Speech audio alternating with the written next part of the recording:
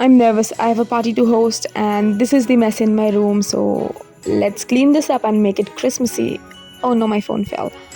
But I kind of did the bed and I did not change the sheets because it's red and it's Christmas. And it was pretty much clean. And I made these cushion arrangements for people to sit if they want to sit on the cushions. And I hate that curtain. But this corner is also a little empty except this aloe vera which I have to use for my skincare later, and these leftover masks from last year which I am just going to use to decorate because my friends don't wear these. And this is me super oily, not had bath. I have to clean this and the doors. Let's see how it goes. I'm a poet. Ho, ho, ho! Merry Christmas!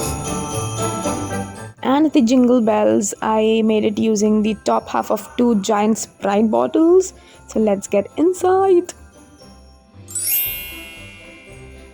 If you find something imperfect, that is because nobody is perfect and this shot was taken after the party, so it's pretty much very clean. Added some decorations on the headrest, some better curtain and lights, and I decorated my Christmas tree with lights. Of course, I did not have any much ornaments, so yeah, that is how it looks. I love the look of it, and with this fabric wrapped, it looks much better. I have added gifts to the socks, and it's not a very big gift. It's something that fits into a sock, so it's dairy milk shorts.